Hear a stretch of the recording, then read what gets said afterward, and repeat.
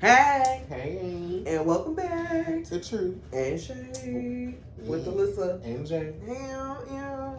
I feel like you was about to say with Jay and Alyssa, and that could work too. I'm not mad. Because you usually say with truth. Yeah. And I was like, oh wait, I'm like, go fuck it. It still would have worked. I am not Yeah. mad at it, y'all. Hey, how you doing? We back. Yes. And we got, got a little celebrity for y'all. Hey. And we got a good juicy topic. Mm-hmm. So glad y'all here. Glad you're tuning in. Yes. You want to kick off our celebrity? Okay. What do you call these people? Like showmen. One of the greater showmen that we have of our day, Jamie Foxx. Yeah, all around entertainer. Yes, just act, sing, dance. You can play music. Baby, he gonna put on a show, whatever he do. And he was shooting a movie recently. And Cameron Diaz, I don't know the name of it, but I know it's for Netflix.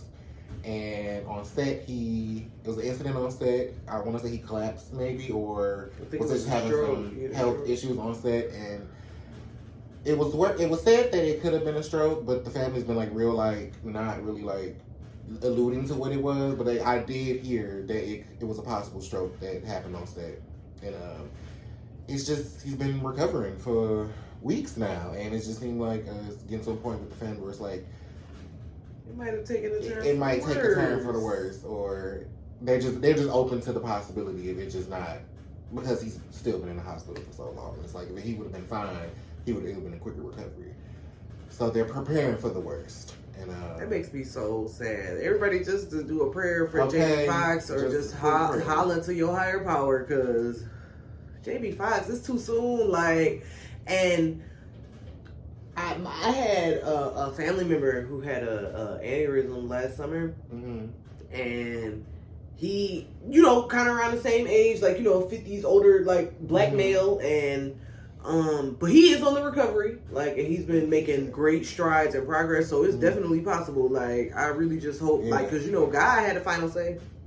So, oof, Lord, don't take him yet. We still need Jamie. Like, that one hurt my heart a little bit. It was very shocking, and something you just don't expect to see or hear. And if you do, you don't expect it to be this long over it. Because you think like, oh, he'll bounce back. He's gonna be okay. Like, we're gonna pray that he's gonna be okay. But then it's like, oh shit, it's been weeks now. It's like, god damn. Yeah, because I heard they had a double, like a stunt double, body double, finish his parts in the movie. Yeah. That's another sign to you people out there. Do what you love, because a job is a job. It will definitely replace you. Like, so, So prayer for Jamie Foxx and his family, and he gonna get through this. It ain't even a hope. He gonna get through this. Yes, it's gonna be speaking it to existence. Okay? Yes, he gonna get through this and back to giving us good music. Hopefully, we ain't got an album from him in a minute, so hopefully giving us good music, good shows, good movies, and just being his whole self, coming back his whole self. Okay, coming back strong. Yes. Ooh. Yes, Lord. Yes. So moving on. This is like especially problematic for me because we've talked about how I feel about Chris Brown, and I just last summer kind of like got over myself to be like, it's been a while since the Rihanna thing. Like, I can listen to him. People are young. People make mistakes. He's been, apologetic. He's the things, but not Usher. So for those of y'all who don't know, Usher threw a birthday party for Chris Brown, and a surprise birthday party. Surprise birthday party, very nice.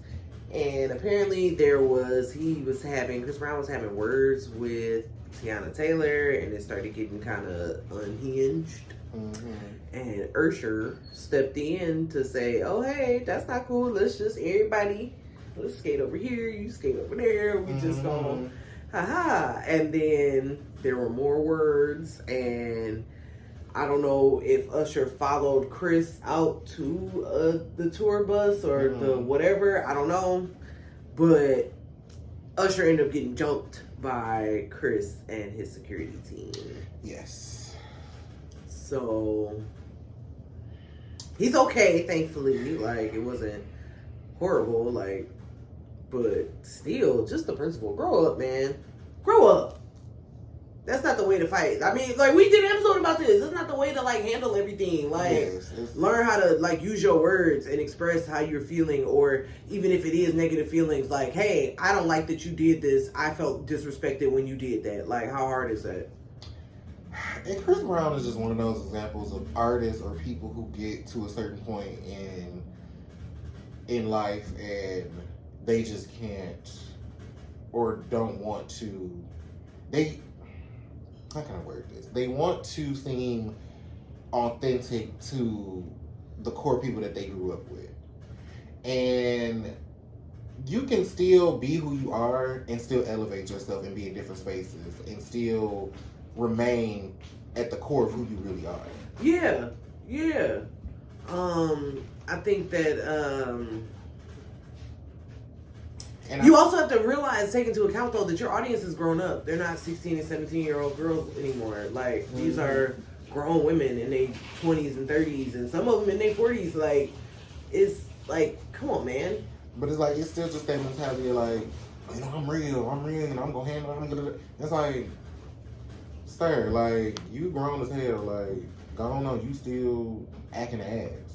And then with your reputation, it's like, well, we already wasn't buying the 30 song album anyway. Now we're really not buying it because.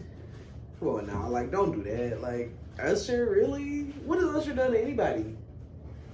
I mean, well, I mean, I know, but I mean, these are my confessions. But yeah, that's not enough to like get me to jump. So I'm never gonna negate that. Personally, I didn't care for their relationship in the first place. It was really cute. I personally just didn't care for their relationship in the first place. So I mean, not to say it like that, but I mean, he was a young R&B like phenom. He was very young, and she was, I don't want to say it like that, but she was older, and it's not to say that much older than him. I want to say at least like 10 years. She's not in her 60s. Usher not in his baby. Like, I say Usher, yeah, because I know Usher is probably in his 40s. You think so? I think early 40s. He been out for 30 damn years. Like, do a little fact check. Pull up the Googler.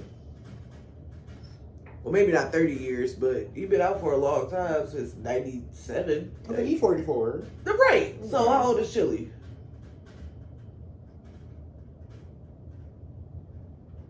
She's 52.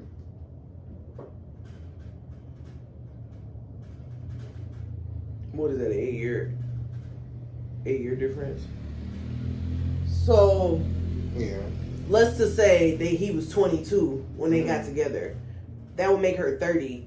And it's not to say that, but personally, as a 31-year-old woman, I'm not dating no 23-year-old. Like, it's certain stuff that you want to do and be and experience and live at 23 that you're not thinking about anymore at 31, 30, 32. I mean, yeah. You know what I'm saying? Or you shouldn't be, or, you know what I'm saying? So I just feel like I didn't really care for their relationship anyway. It almost kind of seemed like one of those, like, you already know, like, TLC is kind of like on the... And so I'm about to attach myself to somebody that's, you know what I'm saying? And that's just my personal opinion. I mean, it was a cute little black. It's just kind of like, okay, well, brown skin couple. That's nice. Yeah. And you gonna get a whole prick. Why is it always? I don't know that it really happened. Did that really happen though? Like, because I want to say that's what he was. Like, yes. He was months. I imagine that he was cheating, but I don't think that he got. I want to say she had an abortion though, but I feel like somebody was definitely pregnant. And somebody always gets pregnant. Why is it always? Looping back. He didn't do anything to deserve to be jumped, especially after going through the process of trying to, throw you a party and stuff like that. Like, that takes a lot. And you assault me. Or even if it wasn't you and your team, whoever, maybe they felt the way about how our discussion was going on and they got involved, but you didn't de-escalate the situation or jump like, come on. Yeah, no, I completely understand. I get it. Like, don't do Usher like But Chris Brown is one of them things where, like, at this point, he's not going to change. And it's always somebody bigger and better than you. And you looking for trouble, you looking for that one, you gonna run across that one, and they gonna give you that one. Yeah. Yeah, well, when it happens, you're looking for something, you gonna find it. It'll happen. So, I mean, I don't know. That just, I don't know. Hopefully, and then the people around you don't make it no better because they encourage this behavior. And yeah, you can clearly see you don't have the right people like, around him. Like the people around him are definitely yes men, dick riders. They gonna feed into it. Oh yeah, man, that's hype. Oh yeah, you should be able to da. Like, okay, yeah. So, irritating. Great for Chris Brown as well. Disappointing, yeah, because it's just like, come on, man. Like, cause he is talented. Like, you're talented.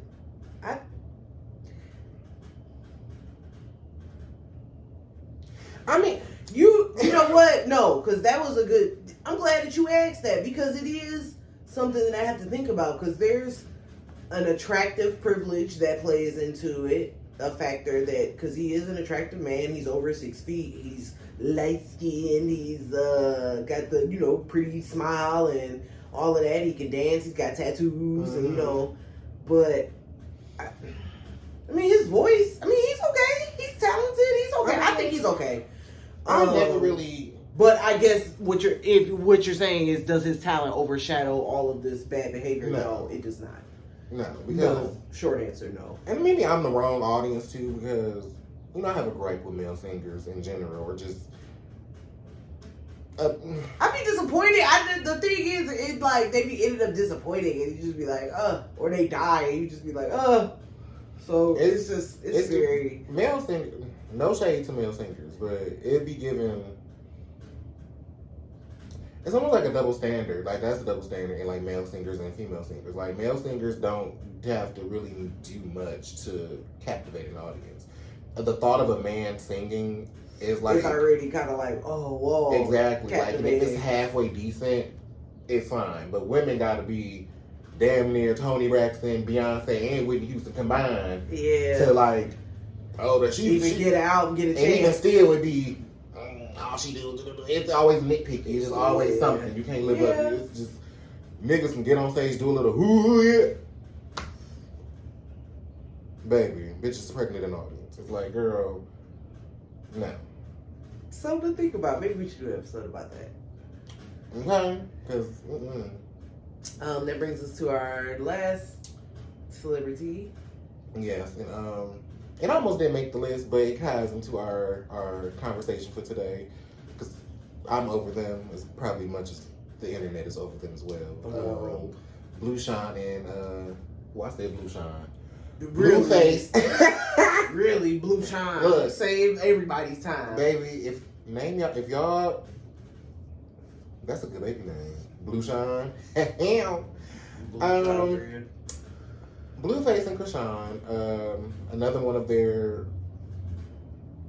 quarrels on the internet and their relationship that we're all involved in.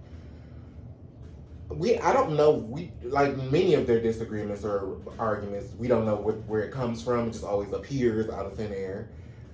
Because they recently had a booking in Detroit. And everything was fine. The club was packed. They were interacting.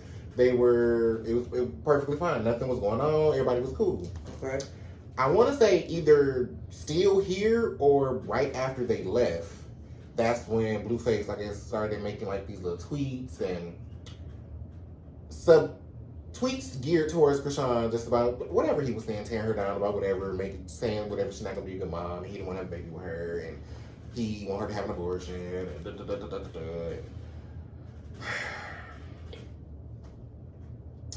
At this point, I feel like their relationship is very on brand, and I feel like it's a business relationship. Not that they don't really love each other or they have care for each other. I think all these antics are this is their brand. This is what people know them for. They know them to cuss each other out, do the most, fight, argue, get on live, tear each other down, get on Twitter, make thousands of tweets. Like, it's captivating for whatever reason. And tiring. And that's what people, whatever reason, love to see. And because it's like, how are y'all just perfectly fine? And then this mysterious situation comes about and nobody knows where it came from. It's out of thin air. And it's like, It's weird as fuck. And also on the mama, because if you think about that whole thing with the mama, even his mama, it'd be like, oh, I don't fuck with my mama, she's dead to me, like, she's weird, and she be talking mad shit about him, but then you see her, mind you, Krishan whooped her ass at a point, and the daughter. Ain't that embarrassing when you call somebody for backup and both y'all get your ass whooped? But anyway. They've had issues. This whole thing is embarrassing. And, like, you would think they all hate each other. Like, the mama, Blueface and Krishan don't like the mama and vice versa. Like, if you see them together, it might be a situation. Okay. Then you see the mama posting pictures with Krishan kissing her stomach. But then you get on your Instagram and say, good luck being somebody's second baby mama. It'd be so weird. It's like, what is going on? And that's what makes me seem like this is all stunts. This is all just to get traction. Because engagement is everything on Instagram and Twitter. Like, the engagement, people that come to your page, people that view your page, that matters. So if you have a lot of engagement, you make more money. It's a room for you to make more money through social media. And I think that's all that is. While I feel like that's true, I think it's also just like, unfortunately, common ignorance on display. That too, yes. Just common ignorance caught on camera, caught on social media. It's garnering attention because there's celebrities involved. Like, it's very common because who don't know somebody or people or have been in a scene, a situation where people is, you know, on Facebook like, this nigga is da-da-da-da-da, he don't even da-da-da, he just this broke ass. You know what I'm saying? Like, the deadbeat page, you know what I'm saying? Like, it's all type of stuff like that that happens literally every day in our community. And unfortunately, it's because this is like, I feel like I be calling us the baby boy generation because unfortunately, like, it's a lot of people who, instead of like gleaning the lessons from that movie, like, okay, this is what not to be, this is what not to do, this is not how to be, like, you know what I'm saying? It's glorified. You know, it's glorified, it's idolized, it's like, oh yeah, Jody, that's me, oh da da da, and it's like, okay, it's cool and common to have a baby mama or multiple baby mamas and you have strife with all of them, and it's just like, oh, the future type, oh, well, that's just, I do this, but you skirting in court trying to make sure that you don't have to pay for these people that you've produced. Like, it's just, it's sad and it's sick. It really is. It is. And it's far too common. Like, it's a line in the Tupac song, the Keep Your Head Up, where he say, I think it's time to heal our women, be real to our women. And if we don't, we'll have a race of babies who will hate the ladies who make the babies. And, like, if that's not what this generation is, I don't know what the fuck. So. Like, you know what I'm saying? Like, because we haven't taken that time to, like, heal ourselves, heal our relationships with each other, amongst each other, like, and it's long overdue, especially because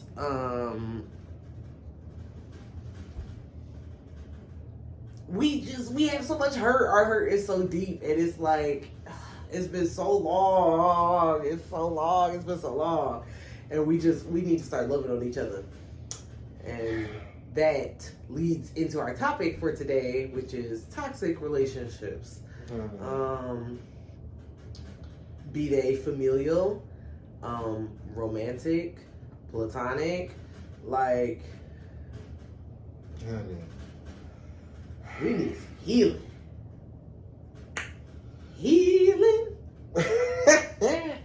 Oh, we need it for real because it's so much like, have you ever heard the quote, anger is sadness's bodyguard? Yeah.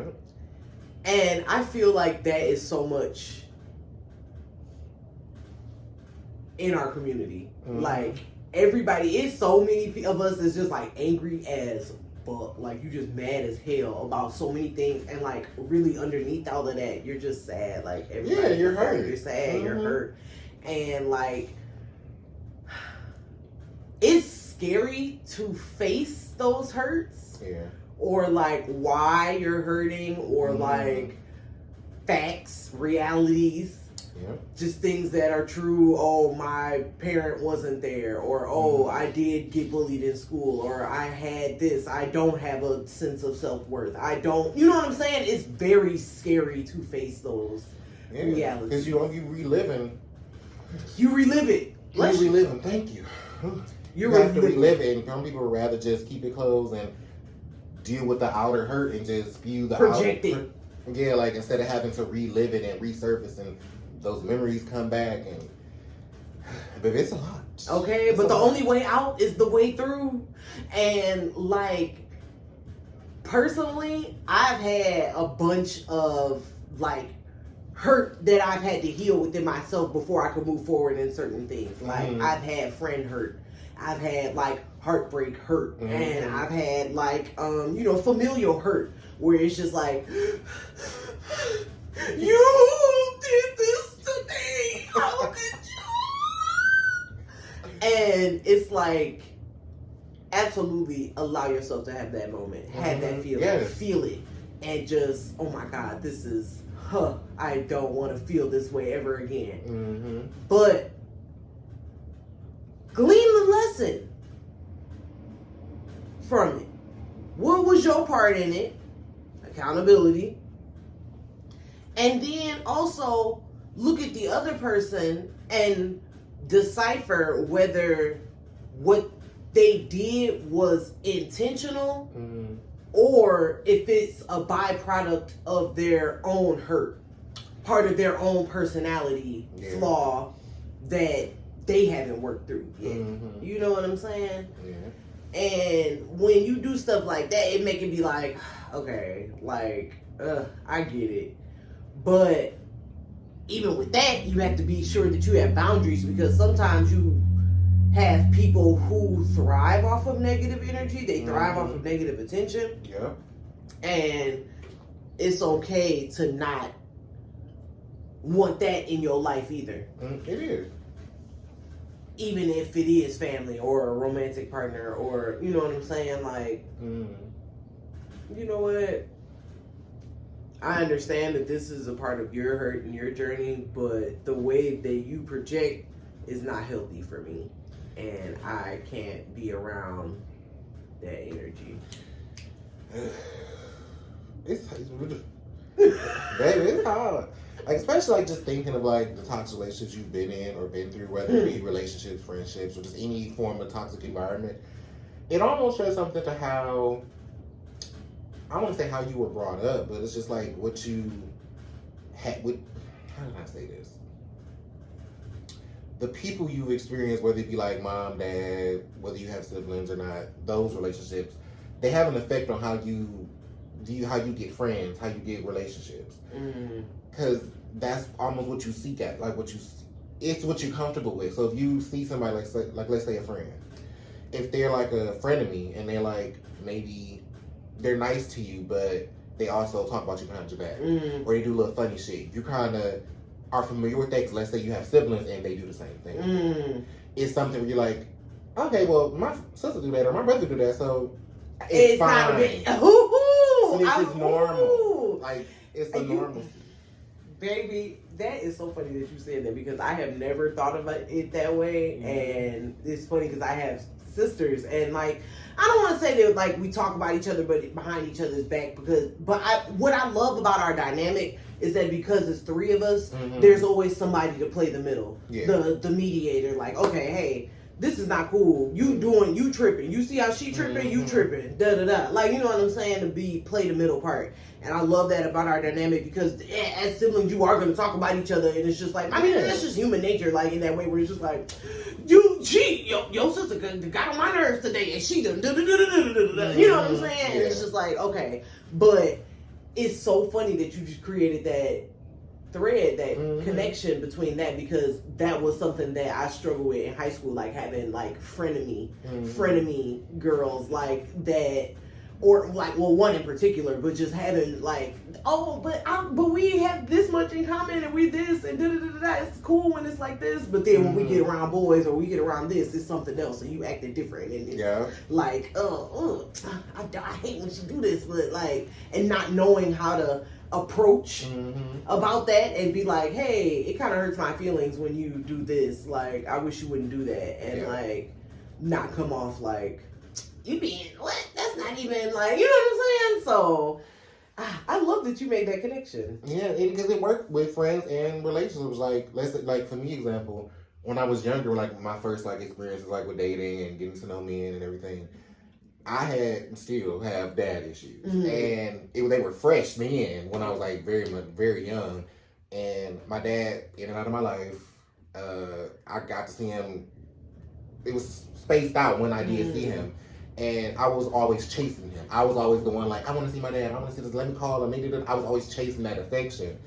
So when I started dating or getting interested in men, if they were less interested in me, like I said, I was more interested in them doing the same things he would do, like not answering my calls or acting like being aloof. It drove me to just be like crazy. Let me chase you. Let me do. And baby, I was in that whirlwind for a minute, where I was just like, baby, just. I understand. I'm yearning for just that.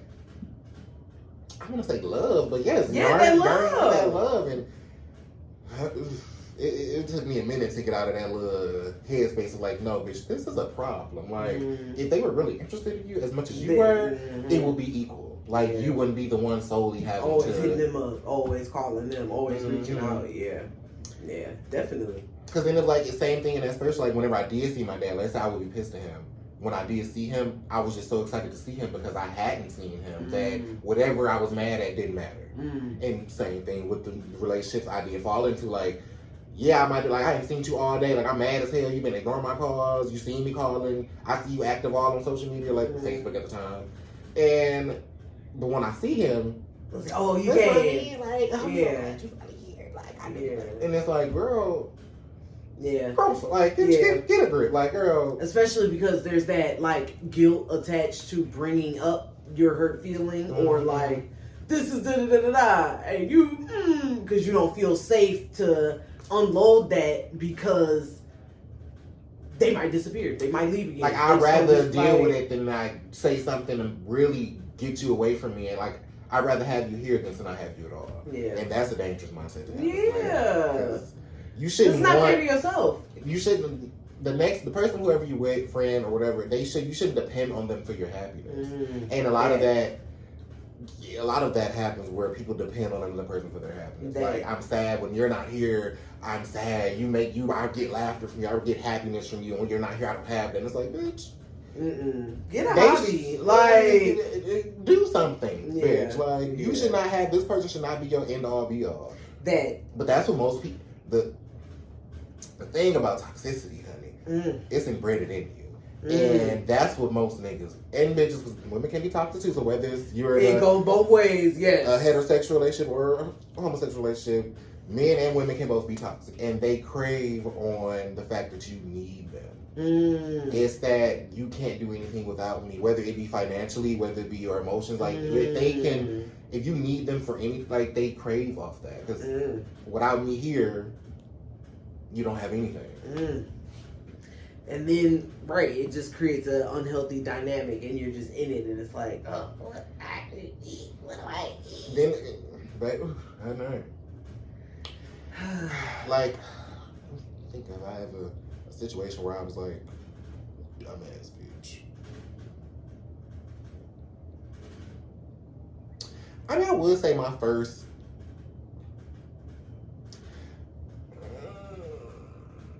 I mean, no, because I participated in that. Because my first relationship, we were together for a year. Okay. Well, he chased me. He chased me a year prior, but I was like, you a little older. Like, I don't really know if I should entertain this. Like, 'cause I was 15. He was 20 something.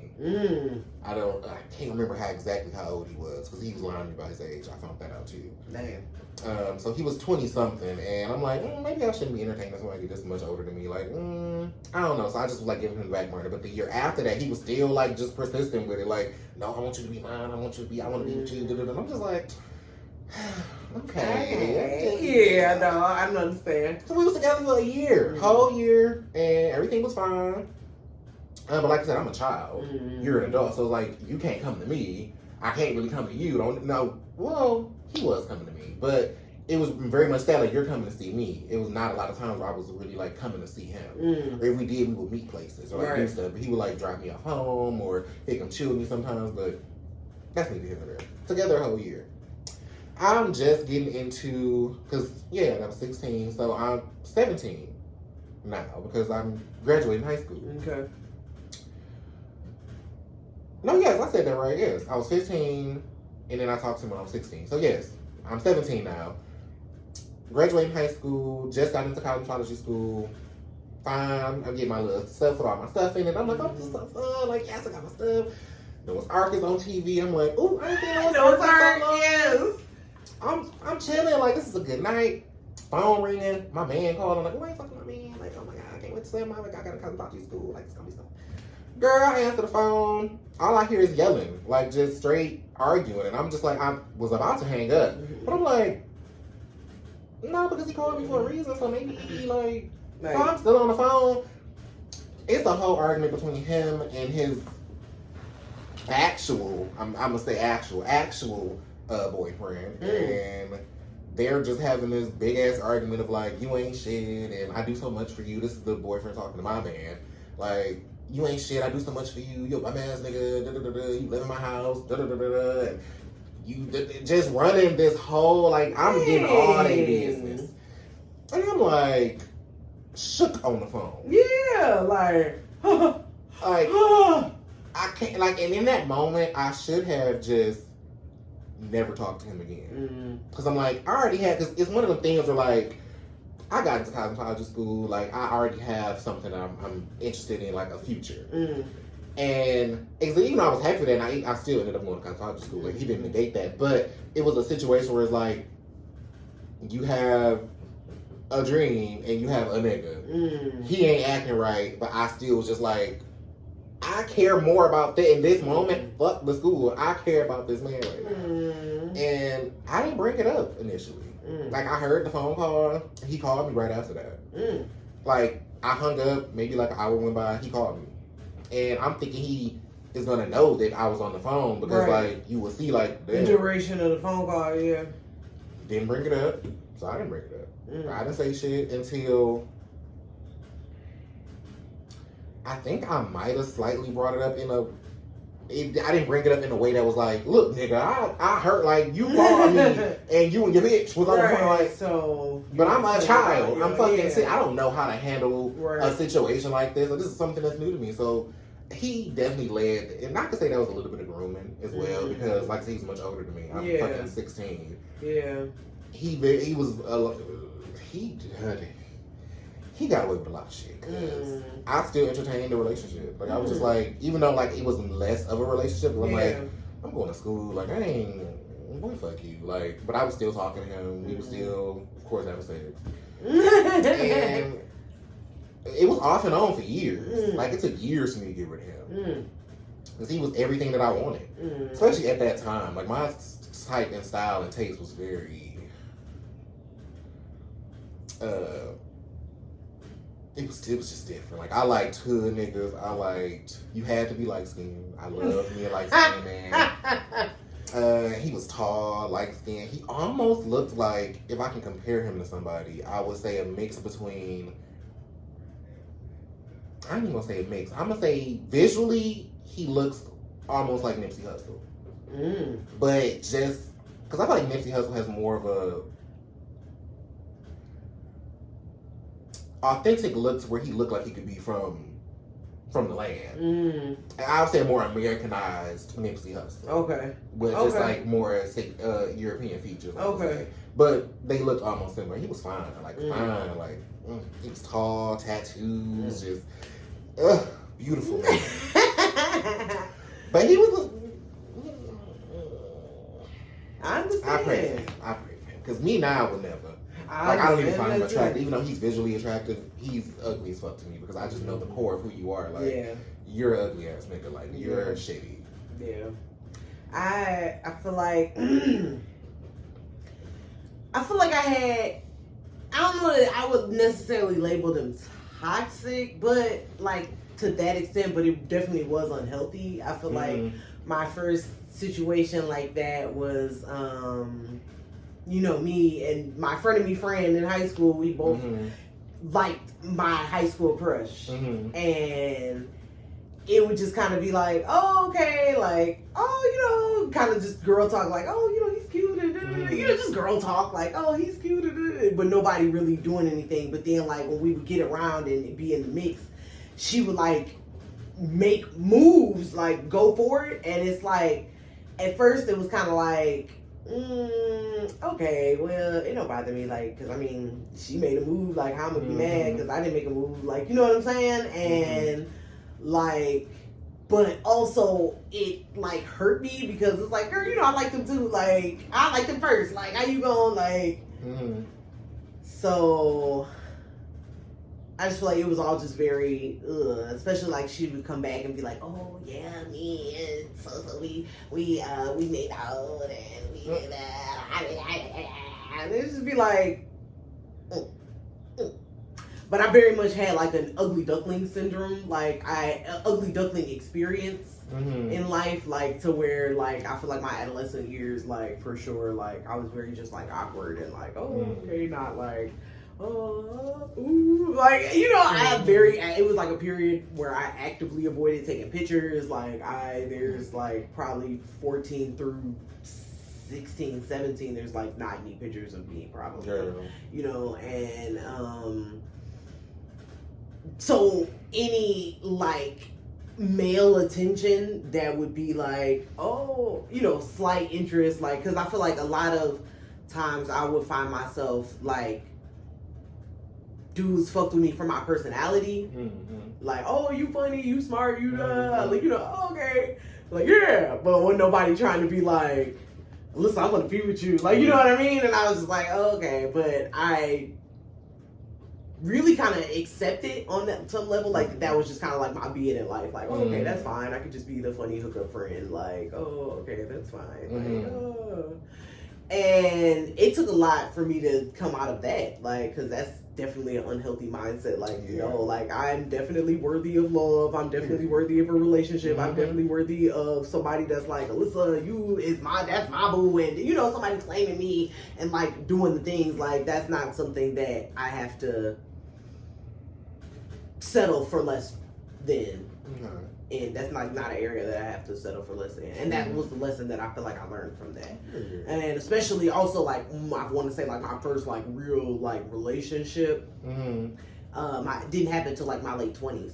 And it was cool, like for what it was, but at the same time, like the trajectory that I was on, being a single woman and like just trying to get my mindset and doing things for me, and like it completely was thrown off by that relationship. And like I feel like not only did I become like stagnant, but like I took steps back. Like I wasn't, by the end of that relationship, I hadn't been like getting my nails done, I hadn't been like doing anything to my hair, I wasn't like shopping or like going to the gym. It was just like a lot of things that were me that I wasn't doing anymore in service of trying to be, I'm cool with this, okay, this is fine, okay, yeah, okay, just trying to meet him where he was at, and not realizing that this person they're good enough is different than my good enough. You know what I'm saying? And also, I don't want to be a person that settles for good enough in any aspect.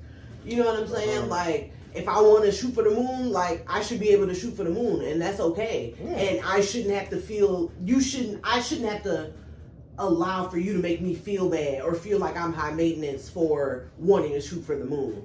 And you just talk about, well, you know how much gas is nowadays, how you even gonna get a rocket, you don't even know nothing about it. Like, you know what I'm saying? Just having that negative energy and like, just because you don't have that belief in yourself and you don't even, you know what I'm saying? Like, how can you possibly have it in me? So exiting that relationship, especially because like because he broke up with me. And after that, I like actively for like 6 months was like really trying to like, oh, okay, hey, like trying to get back together, like, and it wasn't until like I started therapy after the breakup, like a couple months after the breakup, I started therapy, and it just like really had me start looking at stuff different. Like, you really bending over backwards for this nigga? Like, you really bending over backwards for somebody who XYZ, like, he didn't even get you a car for your birthday, girl. Like, like, you're good. It's fine. It's somebody out there that's gonna give you everything that you are worthy of and then some, because you gonna be doing it at the level that you are doing it on. You know what I'm saying? And that's why it's just, like, important to me to, like, pour that love into myself. Like, it's so important to pour that love into yourself. It's like when you be trying to pour it into other people, it's literally like taking your water that you have in this bucket, and you're pouring it in, you're actively pouring it into another bucket that's literally full of holes. Like, it's never gonna, you know what I'm saying? It's never gonna be filled. You're never gonna, you know what I'm saying? It's never good enough. So like, I'm just gonna retain my water and keep pouring into me and watering my lawn, and then when somebody else who's a horticulturist of his own life is gonna know that we gonna recognize game, and it's gonna be like, oh hey, like how your grass looking, yours is nice too. Is that Bermudan? Like, you know what I'm saying? Like, it's literally, it's one of those things. Like, you don't have to settle for less. Like, and I'm so glad that those are the lessons that I've gleaned from those unhealthy situations, like those relationships where those dynamics where it's just like, this isn't good for me. This isn't benefiting me. This doesn't serve me. Like, what am I still doing here? What am I still doing here?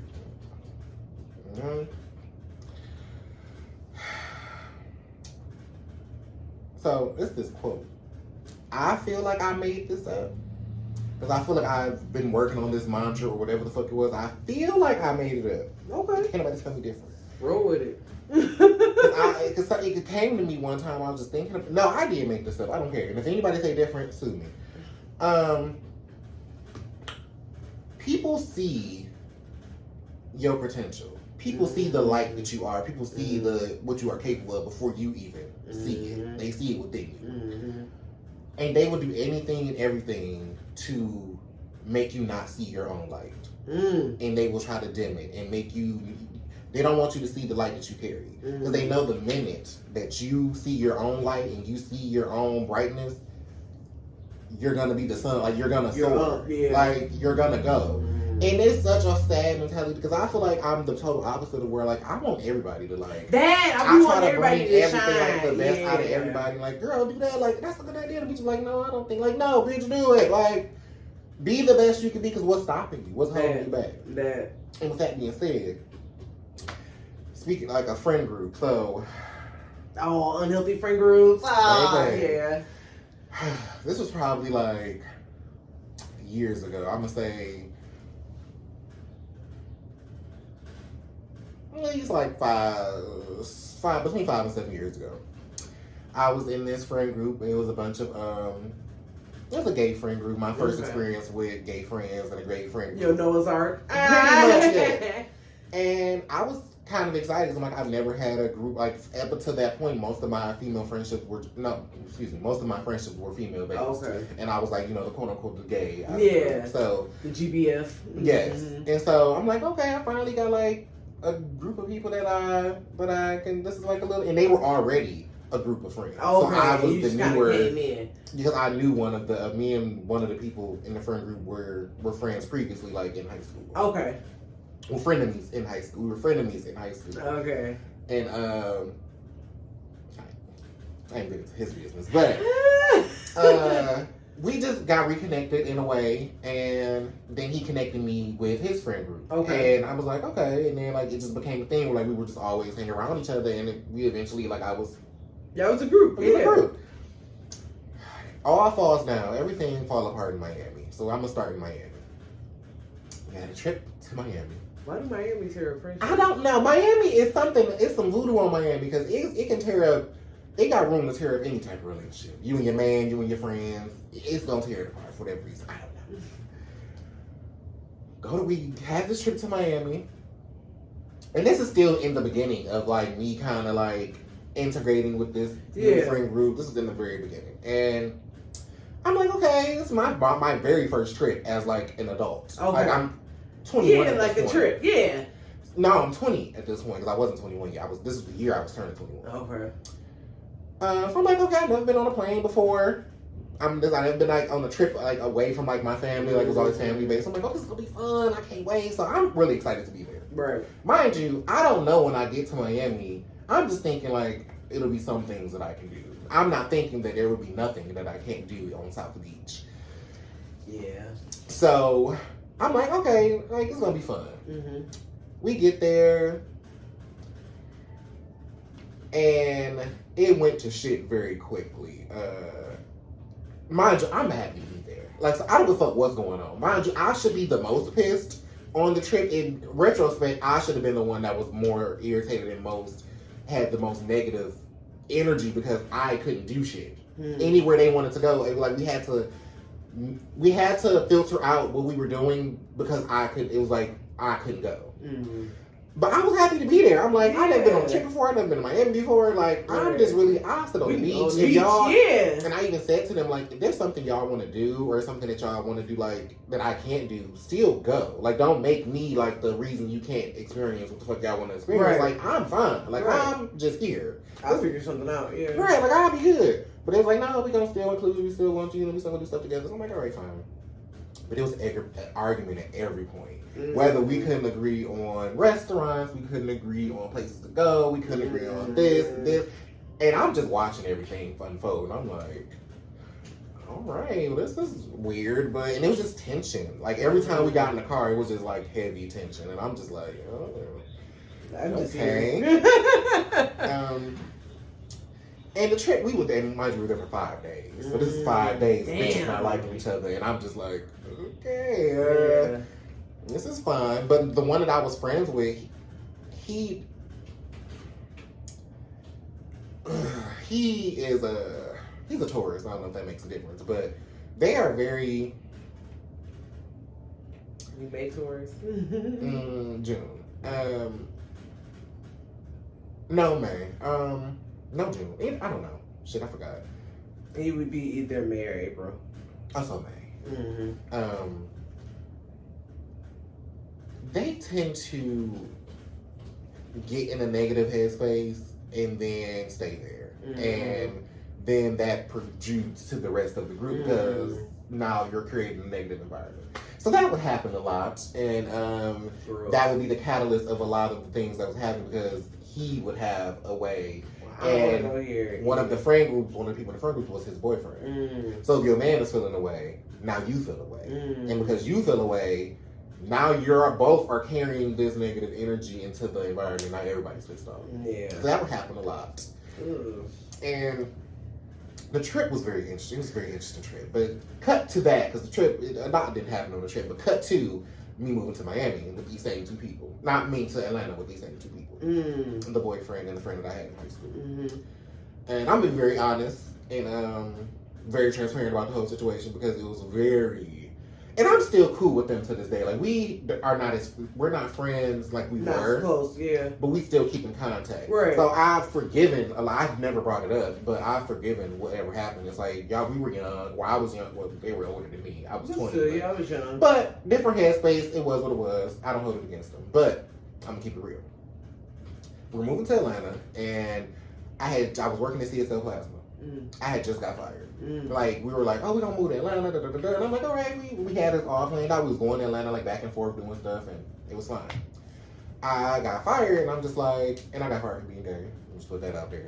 And I was like, well, shit, I'm not going to come. Like, I'm fine. We're moving in February. And I'm like, I'm just not going to come. Like, let me find another job, and I'll meet y'all down there, but y'all can, like, do there, get everything, and I'll just come later. Okay. And they were just like, no, like, you should still come, And I'm just like, no, I don't feel comfortable coming down there, and I don't have a job. I didn't save money up. Like, right. It is what it is. Like, I'll just come. Like, y'all just go. It's fine. Some time passed, and then they brought it up again. It was like, we really just still want you to come. We still want you to, because, you had all these things you wanted to do and all these dreams. We still want you to come. So, like, you can still come, like, because they already had jobs lined up down there. Like, they jobs transferred them down there. So they already had a situation. So they're like, we'll be good. Like, you can still come. We'll take care of everything until you get a job. It'll be fine. Like, we still just really want you to come. We don't want you to miss, like, the opportunities that you want to have. And I'm like, in that moment, because they sprung it up on me in like a surprise. Like, it was like a surprise thing. And I was just like, it made me feel away. Like, oh, well, they really want me to come. Like, it made me feel good. I'm like, oh, well, if y'all put it like that, like, I'll okay. Like, if that's, I'll come. Like, I'll still come. Like, because I was like flattered. I'm like, oh, I'm like, okay, baby, we get down now. Everything quickly changed, and it became, and it's never really. I don't like the setup of me having to argue with two people, and that's what it would always. It's not fair. So I would have a disagreement with one, and I would always feel ganged up on. And so it was a lot of that dynamic going on, and it was just a lot of just tension, just for no reason, and a lot of it just was like they made me feel away because I'm not from Atlanta. I don't know what's going on around here. I'm looking for work every which way I can, and it was very hard for me to find a job, like very hard. But they made me feel bad for it. They would always kind of just throw it in my face, just make me feel away because I couldn't. And it was like, it's not fair because y'all already had jobs. Yeah, when y'all got and here. You invited me down here, and I told you that I didn't want to come. Very bad. And so they always made me feel bad in situations for it. And it was this one situation in particular, and I still think about it, and I still get upset because I shouldn't have, because they really got in my head and made me feel like I was just very less than.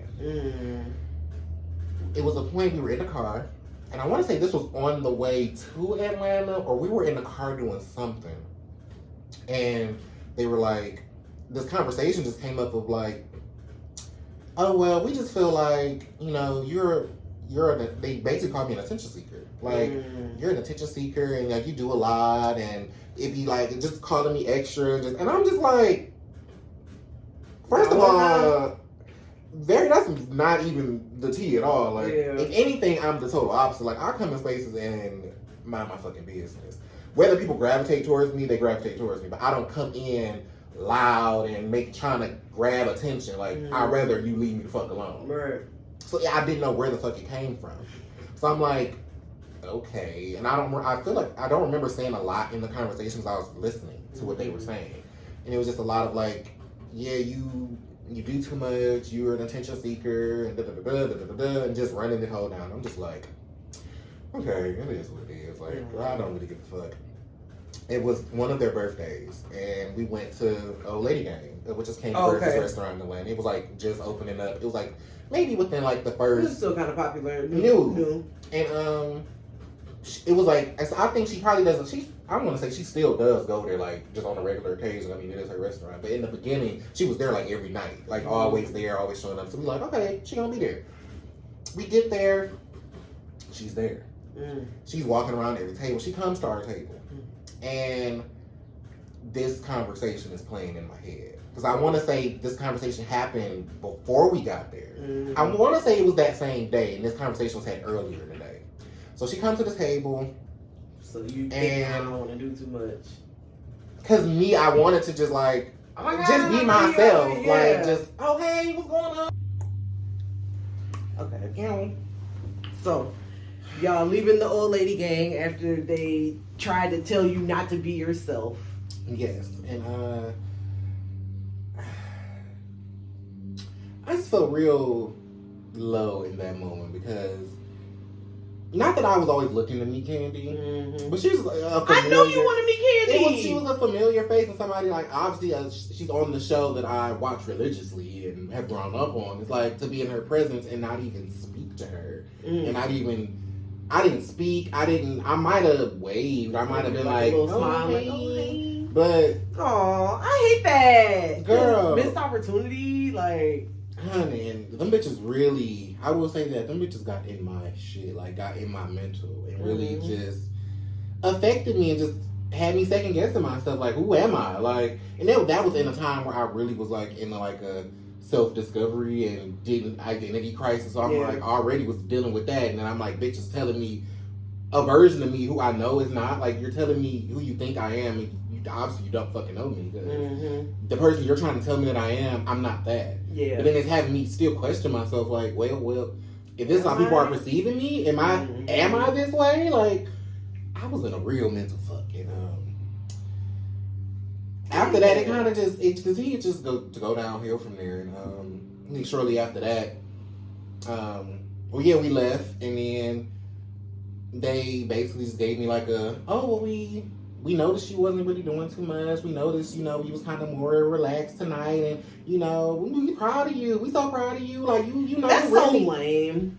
Like, I hate when people who essentially are losers and they try to like make you dim your light because they see something like special about you and trying to be like, oh well, we noticed that you didn't good for you because, and it's like, you really taking our advice. You really doing. I'm just in the back like. It didn't make me feel good. Like, I just was like, this is not something to be good about. Like, I just wasted. Like, I could have did. Like, I don't know what could have sparked from that conversation that I would have had for it. Because shoot, right? You could have been working with old lady gang. You could have been on Real Housewives of Atlanta. I could have been. She probably needed an assistant. Whole time, hey girl, I know the knowing. I could have been the next Don Juan. You was one conversation away. But. The saving grace was that I just knew this was one of many instances where I would cross paths with her. So I just was like, you know what? I'm going to meet Candy again. The next time we meet each other, we going to click, we going to connect, and we going to do something. Because what's meant for you is for you. Okay. And it happened like this easily. It's going to happen the next time easier than this. So I'm fine. I love that. Because it's frustrating when people are like, manipulative in that way, because I feel like that was a lot of what was going on with like my group of friends in high school. Like there was so the main characters, it was me, it was this boy that we were close with, like we had been going to school together like since elementary school type. Okay. And then it was my high school crush, and then it was my frenemy, a girl that I feel like we've had conversations about before. And so that was just kind of like the core of it. We would just be on the phone and kind of just like, oh, we should hang out, or we should go to this, or we should da-da-da-da. And I can't even remember what it started off with. I think we just went to go like play volleyball or something like that. Like just something just random. And we would just do stuff around Southfield, and just like every weekend it was literally like the Southfield version of Baldwin Hills. That's how I felt. Like, like legitimately like, oh, are we going this and that? Oh, are we da-da-da? But like Baldwin Hills, it would get messy at some points, and it'd just be like, oh, so-and-so like so-and-so, or this is that, or da-da-da-da-da-da-da-da-da. And I feel like my friend, the dude, he was like, and this is just my opinion, because I don't, whatever, this is stuff that happened over 10 years ago, so it really don't even matter. But gleaning the lesson from it, I think that he was kind of like, I almost feel like he had a crush on my high school crush too. But because he knew that he wasn't gay, that he was just gonna try to control the situation, as opposed to like, you know what I'm saying? Because he would like use kind of like that situation to pit me and my frenemy against each other, and kind of like come to me with like baiting, like, oh, so-and-so said this about you, and she said that you da-da-da-da-da, and like, this is something that I learned about myself, that I was easy to bait. Like, as soon as you come to me like, she said that your house was and your shoes don't match, it's like, bitch, and I'm gonna go, like, my mouth, I'm gonna just be like, like, you literally that, and it's just gonna be a rundown, even if it's just a statement of facts. The way I'm gonna say it, you gonna feel so bad, like, ooh, damn, like, if you heard this shit, your feelings will be hurt, type shit. And I not thinking about it then, that he was obviously taking what I was saying and then going back to her, or going, and you know what I'm saying, just the messiness of it. So it just kind of it was just really unhealthy, and I feel like I rode with it for a lot longer than I should have, just thinking that I was kind of like untouchable, and somebody that was like part of the original like establishing group. But when it got to be to the point where my frenemy, like my high school crush too, and it was just kind of like we was pitted against each other, and it would just be like, I don't even fuck with her, and da-da-da, you know what I'm saying? I found myself ousted from the group. And this would have been right before like winter break of senior year. Okay.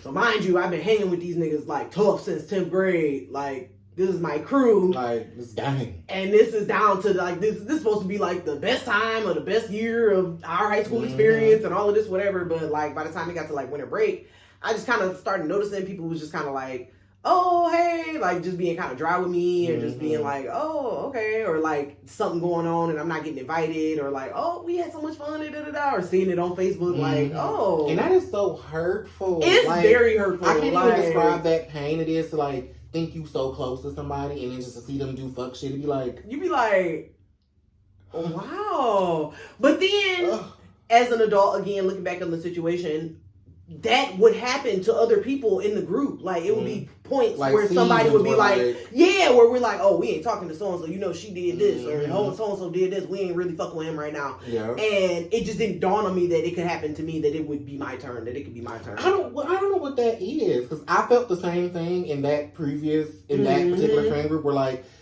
I was closer, even though I was close with the one I was in high school with, I got closer to the one that they used to live with. 'Cause 3 of them used to live together. It was my friend, his boyfriend, and the extra friend. Right. And I would see, and he would always tell me, like, the shit that they would do and the little antics. And I just always be like, well, until I see or until they do it to me, I can't really judge it because it's like, it's happening to you. So I can't have an opinion. Right. But then when the shoe was on the foot, and I was living in them shoes. And that thing be tight.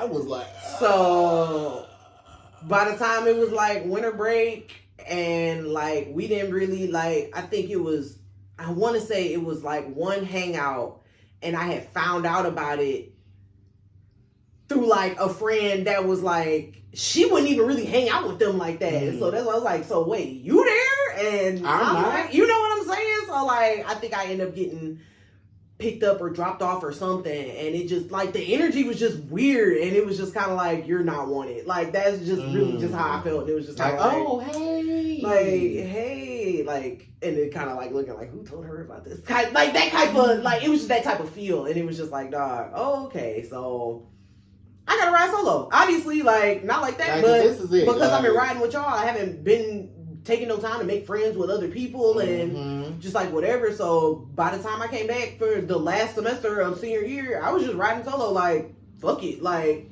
it is what it is. But then I met some wonderful young women that just happened to be just on the same type of shit that I was on, like just you ain't got no friends, I ain't got no friends, let's be friends, like fuck it, like. And so that was good too, but then like it was just like just a not healthy situation. And I feel like for years after that, I just really felt like, oh my god, I can't believe that they would do me like that, and I was so close to everybody, and Storm, you know, literally that, but not taking into account that like with me being easily baited to talk shit about whatever. How do I know y'all wasn't all in a group? Y'all came to a consensus, like, you know, on some mean girl shit. Like, have you ever been personally victimized by Alyssa Eager?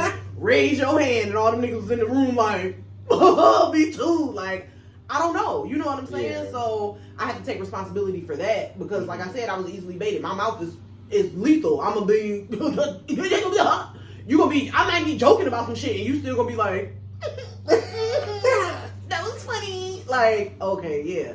But, and I try not to go there now as a conscious adult, like being conscious of those actions and those, I'm just more discerning about who it is that I let into my life. Same. And at what distance, like, because you know what I'm saying? Because we can be cool, but you're not going to be my homie. Like, you know, I'm not about to entrust no secrets to you. I'm not about to, you know, And you can usually tell, like, the people you can do that with, and you can tell, like, who you keep at like bay and who you can easily tell, at least when you've been through enough situations and lives and experiences, you be like, okay, well, maybe this ain't for me. Because even my close friendship, my ex-best friend, like, because I felt real heavy into that after the frenemy group, and like, you know, you graduate high school, you kind of just cling to what's familiar, you know, and we start hanging out real heavy after high school, just kind of come back together like, oh girl, we was besties, like, okay, let's come back, and we just kind of was back on some bestie shit, hanging out all the time, doing things, but not even finding out till later in that friendship, like in our mid-20s, that she didn't really like me. Like, it was one point where we were having a conversation, like, I think we was trying to have, like, an honest conversation about some stuff, and she was like, it's like, you're my best friend, I shouldn't be wishing things, don't work out for you, or, like, stuff that, you know, stuff goes bad for you, and it was like, you wish it that? caught me, literally that, it caught me so off guard, like, wait, what? What did you just say? did you say this? Like, you know what I'm saying? Because at one point we had kind of like situationships that was the same. Okay. Like my high school crush, like the post high school saga of my, like, you know, me kind of struggling with that, trying to be like, oh, I want him to, you know, just like, trying to prove like be with me like, and da-da-da, you know, whatever. And she had a boyfriend, like a college on again, off again boyfriend that was kind of, they was at the point where it was trying to like, she was trying to, we was basically on the same type of time. Yeah. Both of these, we was both on some like, be my boyfriend with both of these niggas type shit. And in this, I found that book that I told you that I'm always talking about. The Men Don't Love Women Like You. And girl, I read this book. I'm like, shit, girl, fuck these niggas. We ain't even let the Metro Detroit area. Okay, like we could be up and do. It's all type of niggas out here. Like just it just gave me like a whole nother breath of life. And like, you know, I was very excited about stuff. And it, I think, further highlighted that like our friendship was rooted in negativity. Because even like at its inception in middle school, you know, middle school is fucking hell. We would just kind of get together and just like root in negativity, like, oh, we gonna talk shit about da-da-da, or we gonna do this, or I told you we made a burn book out of our yearbook, and like just being mean and nasty. And it's like, while yes, that is a coping mechanism for hurt, especially in those times at those ages. By the time you get to be 20 in your 20s or whatever, it's just not really, it just feels so much heavier, in my opinion. That was just how I felt. Like, okay, like, we can't be happy about nothing. We ain't excited about nothing. And then when her and dude actually, like, got together and they was, like, official, it was almost like she was, like, rubbing it in my face. Because my situation, like I said, I had just decided to give up on it. Like, okay, it's fine. Like, he's doing his own thing. Like, it's not, he might not even be for me. I don't even know why I'm clinging to this crush anyway. It is what it is, you know. But it just almost seemed like she went out her way to like kind of rub it in my face, like, oh, like if I threw a party and we were talking all day about how she was gonna come and help me decorate and set up and all of this stuff or whatever, and then she pull up with him and it's like, oh, well, you know, and it's like, oh, okay. You could have said, like, you knew. You could have said, we've been talking all day. Like, you could have said something. Like, it would be stuff like that. Or, like, you irritating as hell. And it'll always come off, like, people who bring, like, the significant other with them everywhere and you make a mention of it, it's always going to come off like you're jealous. It's always, because it's like, girl, this is us time. I don't want him. Like, that, cool, you know what I'm saying? But not every fucking time. That. And it's always just gonna come off like, oh, you just jealous. Lord. And that was what it kind of started to be. And it was just kind of like, okay, well, maybe I'm gonna just, okay. And then I think the end of that friendship was just kind of like, it was another situation that happened like with her and dude. And I was just kind of, I gave some unsolicited advice. I did. And just as your friend, like hey, I think you need to think about this because I don't think that you thought this through like this. And it ended up being on some like, I don't want to say she said girl fuck you because that's not what it was, but it was just like, okay, well, we'll agree to disagree, like it's whatever. And I'm just like, okay, but because I've been knowing you for all this time, I know you got an attitude, I know you mad, and like, okay, well, and my thinking is like, I'm gonna just pick her up from the airport tomorrow, we gonna smoke a blunt, we gonna talk about this shit, like, you know, because sometimes over text it get lost in translation. So it is what it is. And then literally the next day, she texts me on some like, he'll be picking me up. Don't worry about it. Do. And I'm like, okay. So I'm just about to start my day. And then I think I went and made like I started watching makeup videos on YouTube because that is something that I do in my pastime to make me feel better. And so I did that and I had posted on Snapchat like, I love watching makeup videos on YouTube. It just makes me feel so good or something like that. Something literally basic as fuck, like generic as fuck. And then literally like 2 minutes later, she had made a snap and it was like, those who matter don't mind and those who mind don't matter. And I'm like, girl, is this like at me? Like, okay, so maybe I'm just like, let me just give it a time. Let me give it some time to like just kind of cool off, whatever. And then I think I went to go see her because I had left some beautiful earmuffs in her car, and I really wanted them back. But also, I wanted to make amends too. Yeah, like, let's just talk about this. Like, let's talk about this. Like, yeah. And I went over there, but he was over there, so it's like, okay, we're obviously not going to get to talk. This is fine. And then from there, I was just kind of like, I'm going to just give it space. I'm going to just like let it breathe. Mm-hmm. But then I think my sister's 21st birthday rolled around, and I feel like this is big enough to be like, oh, let me invite you. Like, let me just, hey, like. Extending olive. Yeah. And so she was like, oh, hey, I would love to come and blah, blah. And I'm like, well, we doing something every day of the weekend, so don't feel pressured. Like, you just come to one thing. Like, whichever one works best for you. Okay, I'm probably gonna come to the party that y'all have at y'all house because, like, that should be most convenient. Woo, I get off work, blah, blah, blah, swing over. Okay, yeah, cool. So the night of the party, I'm just kind of like, obviously going with the party and stuff like that, but still kind of keeping one eye on the door, like, is she coming? Is she gonna be here? And then look on Snapchat and she with him like, oh, date night, we just, da da da. And I'm just like, but this after you told me you was coming, like. Okay. And that was just kind of like a thing where I was just kind of like, all right, maybe I'm not about to keep giving it no whatever. And then by the time like our birthdays had rolled around, because our birthdays was like 20 days apart. Okay. But hers was first. And I like bought a card and I was like, I had her address and everything. Like I was going to mail her a card and just like, write my little friend note in there. Just like, happy birthday, girl. It's all still love. I know we kind of like ain't seeing eye to eye right now, but it's all love. Mm-hmm. And what ended up happening? So, to this day, I don't know what happened to that card. Mm-hmm. But right after, I was like really thinking about like, well, dang, like, am I gonna be able to meet other women? Is it gonna be like, am I gonna be able to? But like, really, some wonderful women just kind of started falling into my life in between the time that I decided to give it space and our birthdays rolling around. So.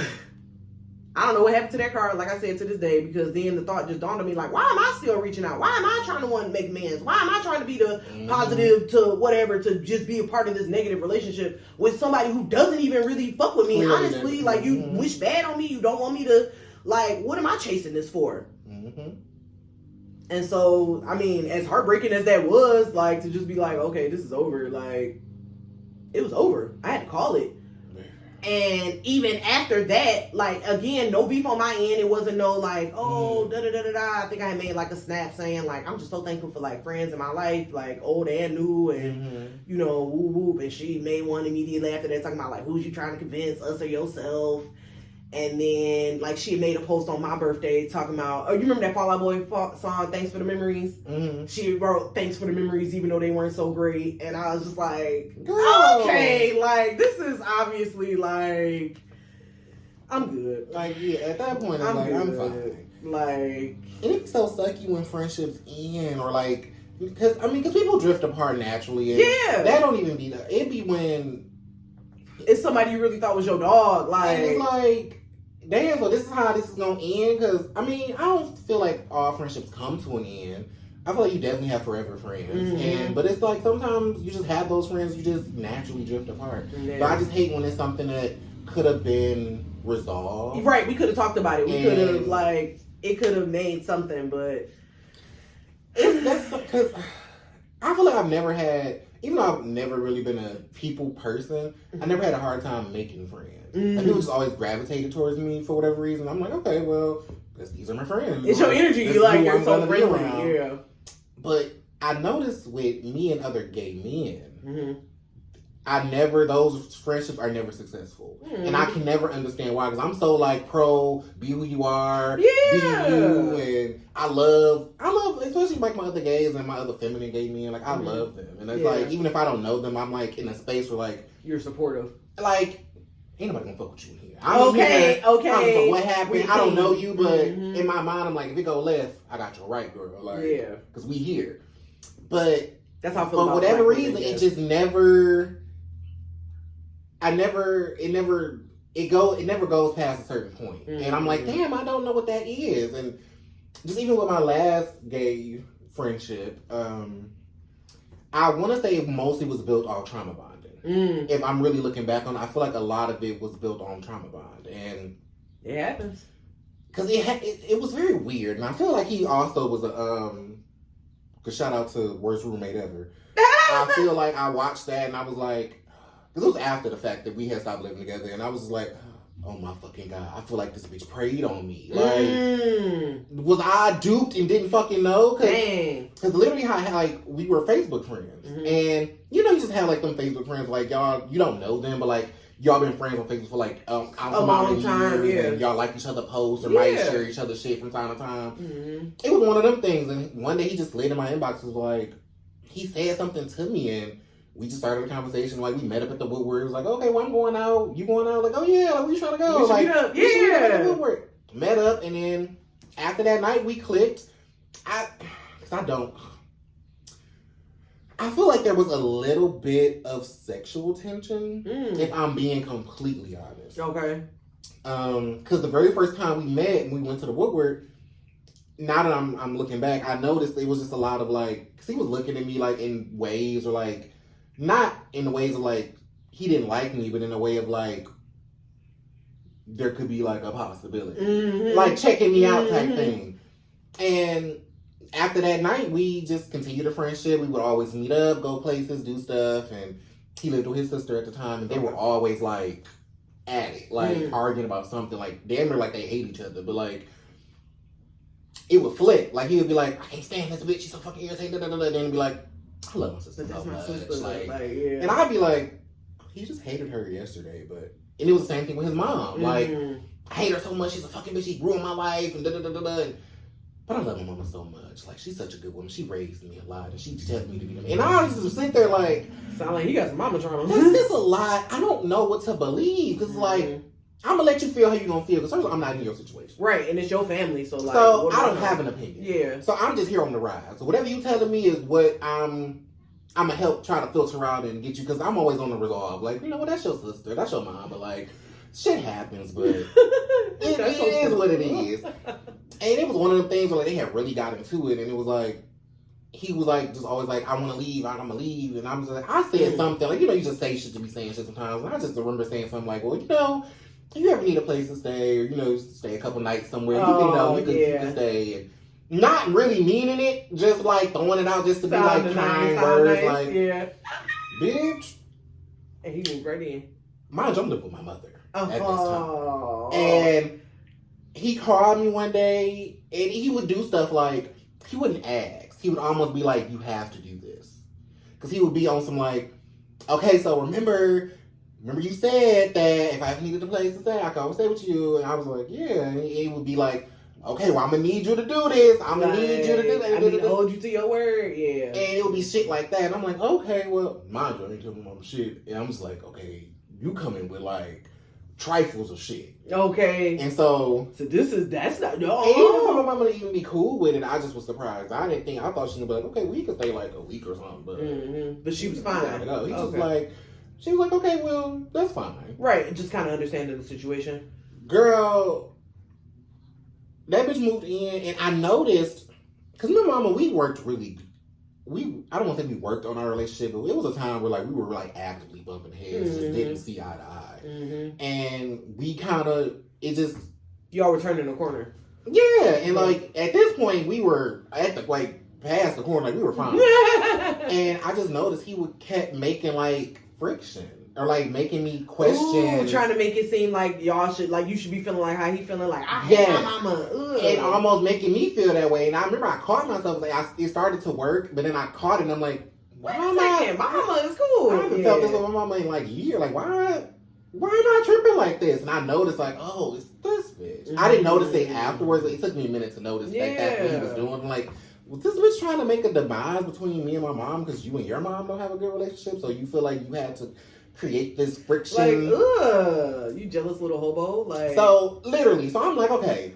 At this point, because I was actively trying to move out, so I'm like, okay, I can't move out before you. Yeah. Like, you have to. You're not gonna be living here with my mama. Like, either you have to move out before me, or we're moving out at the same time. But he wasn't really trying. He was like, oh, I'm looking, but not really looking. Right. I ended up finding a place. Like, because I want to say he stayed there for like 6 months. Cut to 6 months later. And I'm like, okay, I'm looking at leads. I'm actively looking, going places, and I find this place downtown, in like on West Marin Boulevard, right by Henry Ford Hospital. Okay. And I was only looking for a 1-bedroom, obviously. Right. So I'm looking, I'm touring, and I just remember I asked them, like, well, if I wanted to upgrade to a 2-bedroom, how would that work? Right. I was like, okay, well, if you needed a 2-bedroom, like, I still hadn't picked the place yet. Right. So they was like, well, yeah, when you come look at it, you know, we can, like, I'll show you some 2-bedrooms. And so I'm still itching, like, okay, girls, you still looking. So by the time it came for the showing, I'm like, you want to come to the show with me because they got some 1-bedroom. They might be looking for some. You might find your own 1-bedroom right. or whatever the case. So we get to looking at them, and it just became like, we might as well do a 2-bedroom. And so I was like, even then, I'm like, we should get separate apartments. But I'm like, he gotta get the fuck out of my house too. So I kind of have to bring you with me. So I guess we can do the 2-bedroom. That's fine. We do the 2-bedroom, girl. It quickly went to shit. And it was the most weirdest Twilight situation I have ever been in, because he completely, like, I didn't take ownership of the place. Like, I immediately was like, this is our place. Yeah. But he was making it seem like this was his place. And you creating all these unnecessary ass rules, and you want all these shit to be done, and he would make it a point to, like... Was he paying bills? Like, his half we were actively bills? paying, like, half of the bills, but he never wanted to talk to people in the office. Oh. He always made it a thing that I had to do. Like, why? Like, yeah. Because for one, he was real, like, short-term. Like, I hated his... So he was ignorant as fuck. Okay. He can't talk to motherfuckers. Okay. Without... And I can't stand niggas like that try to make it seem like it's everybody your responsibility to take up for their slack because you can't pick up basic human skills. Like, why aren't you able to have a conversation without getting riled up or getting angry, yelling, and ready to fight? It's not even all of that. What the hell is wrong with I would always have to be the one to contact and call and do this and do that, and like the secretary. Girl, you tripping about me having guests coming over? Oh well, you know, this is our place, and I just feel like, you know, we don't have extra guests. You know, we should just talk about it and, you know, let each other know. And I'm like, bitch, I'm grown. I'm a grown bitch. If I want a nigga to come in here hanging from the chandeliers, what the fuck do it matter? If I'm in my room, and we're on opposite sides. You have that side, I have this side. So even if I got my little dick coming over, you ain't gonna know that. What are you tripping about?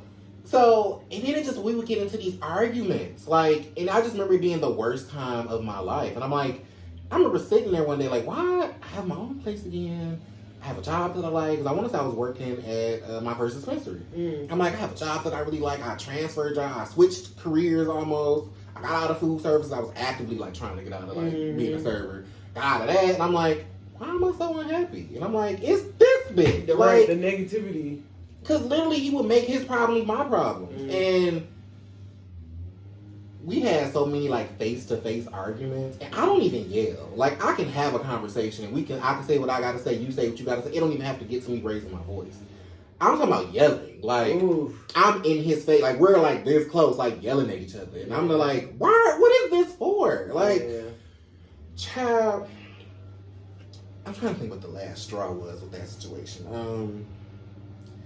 It just got to a point where I didn't like the privacy was a big thing for me, because he just felt like my space was his space. And that don't work. It don't work like that. Like, what the hell? He would feel like we had to do things together. Like, because we lived together, we had to do everything like he thought together. y'all was in a relationship. Almost, basically. Like, And it's like, you're not my man. Like, we're friends, and we share a space. Like, I don't have to always be around you. Because I can go in my room. Because I would come home, just get off work, wherever the fuck I'm coming from, go in my room, shut the door, and I'm just chilling. He would feel away about that. Like, he would think because my door was closed that I had an attitude. So and my room was right by the kitchen, so he in the kitchen making noise, slamming shit down. And that's so not childish. Walking past, like, then I come out the room, he not saying shit to me, have an attitude. And I'm like, what is the problem? Like, is you good, nigga? Like, I don't have to spend my every waking minute with you. Like, I don't know what you think this is, but like, I appreciate my space, and I would think you appreciate yours. Being that we and it got to like, bitches stealing my tails, I'm leaving a little bit of weed, bitches smoking my weed, coming in my room, like, I'm looking for shit, it's in your room, but you actively had a conversation because I moved a chair. He had a chair in his room. I want to say I used it or I went in there to get something he had of mine. Mm-hmm. And he was like, well, I just appreciate it if you don't come in my room and don't like stay out of my room. Da, da, da, da. I'm like, oh. Ain't that the pot calling the kettle black? But then after this conversation, you're always in my room. You're always grabbing my shit, always using my shit, always. And I'm not saying shit because like, I don't give a fuck about shit for real. So it's like, I'm just eating it. I'm just like, I did kind of want to smoke, but then you smoke up on my tails, and then, or I leave like a blunt's worth of weed, and because you were home all day, you wanted to smoke, you go in my room and take the weed that I have instead of getting like get your own shit. Like that shit is weird. The entitlement, like literally. And I just got to the point I just left because the lease was coming up. This was a year. We was there for a year. The lease was coming up, and I'm just like, I'm not gonna make it to April. I'm not gonna make it to April or March. No, it was March. I'm not gonna make it to March. I left. I was like, you know what? You have it. I'm done. And because like that whole relationship really drained a lot out of me. Yeah. And I just was like, it sounds exhausting. It was so much. And at that point, I'm like, I don't want friends. Like, I'm so sick of friendship. I'm sick of, especially these gay friendships. Like, y'all don't know what the fuck is wrong with y'all. And I don't know if it's really me. And I'm done. I'm over it. I've had it officially. I've had it. For the Drag Race friends, you know. Y'all know, you know. Girl, I just was over it. And it kind of had me in a depression because even though I'm not a people person, I appreciate the friends I do have. And it made me feel a way like it's just about newer friendships or friendships I wanted to cultivate in the future. Just like, I don't have the time. Closed off your heart. Mm-hmm. And lo and behold, honey, we started working at Dreams. And I'm like, this girl is really cool. Like, I feel like I could be friends with her, but I don't know. Because that bitch was weird. So I don't know. I'm like, you know, I'm gonna baby step it. Because I feel like working there, I remember I had a real gripe. Because usually at jobs that I work at, I'm friendly. Like, everybody liked me at all the jobs that I ever worked at. So I'm like, same. Working there, I was real closed off in the beginning. I'm like, I don't really want to get too close to nobody. I'm like, but I have to talk to these people in some capacity. They don't think I'm a rude bitch. I'm like, I don't got time for that. I don't want to make no friends. Like, I'm just gonna work with these people and that's it. That's it. Because then we didn't really work together a lot. Yeah, we didn't. So like, it was far in between, and I'm like, I don't really work with her, but like, she is cool. But then like somehow the schedule flipped, and we started having more days on the schedule together. And I'm like, oh, she is kind of cool. Like, I might hang out with her outside of work. I don't know. I'm gonna fill it out. And then it just naturally happened. It naturally became friends, and it really just opened me up. Just be like, you know what? Bitches are gonna be bitches. One bad apple, don't ruin it for the bunch. Okay. Fuck her.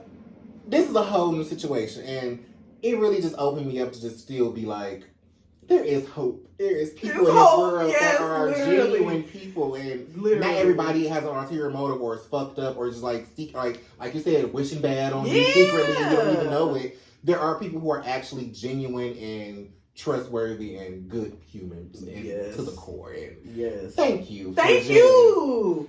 Awakening that in me again. I told you when I had made that joke, that was how I knew you was like, I had my eye on you, like, we gonna be friends, because I had made like a little joke and everybody else was kind of like looking around. I'm like, but you would laugh, like a real laugh too. And it was like, do you take the difference between like a genuine laugh and like a, that's nice, like a polite laugh?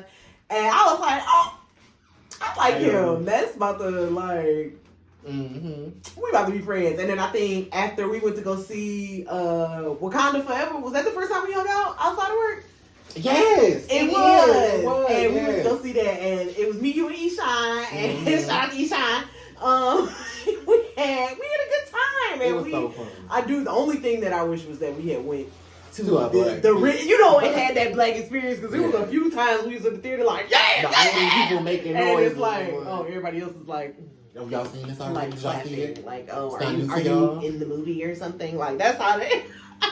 Like, the crowd was dead as hell. They was so dead. Like, I cannot believe we didn't go see that at a black theater. Like, it is what it is. But anyway, I love that we just honed in on this friendship, because like, you are just so wonderful, and we just really having a good time. Even the birth of this show, like our baby, our Truth and Shade, like it happened for a reason, for us to cultivate this idea and just literally that meant to be. Okay. So, our truth lovers and shade seekers, are you in an unhealthy relationship or friendship? How do you deal with it? Are you loving yourself? Are you choosing yourself and moving forward? Or do you want to work it out? You're going to stick it out and work it out to see what happens? It's all up to you. It's all in how you do it. We just want to know how you feel. Let us know. Comment below. Comment down below. Let us know. And, if you are dealing with a toxic situation, don't let that be the end all be all. Because there's some fucked up people in this world, and sometimes you unfortunately have to run into them sometimes to deal with the bullshit. But don't let that discourage you, honey. You're going to find that new man, you're going to find that new girl, you're going to find that new friend who is going to be everything that you're looking for. Yes. Shout out to all my homegirls, all of my babies that is like literally all my homeboys, like everybody that's just like falling into my life in this time and just genuine, wonderful people. Like, so thankful. I am so thankful. Okay, like, you are appreciated. You are very appreciated. And, like, even the people who are not in my life anymore, who are not in our lives anymore, I appreciate you, too, because it is what it is. You've helped to shape me and mold me as a person. You've also, at the end of the day, helped me to be a better friend. Lessons were learned. You know what I'm saying? Lessons were learned. So, appreciate y'all. I love y'all. Truth lovers and shade seekers. Until next time, this has been Truth and Shade with Alyssa and Jay. Yeah.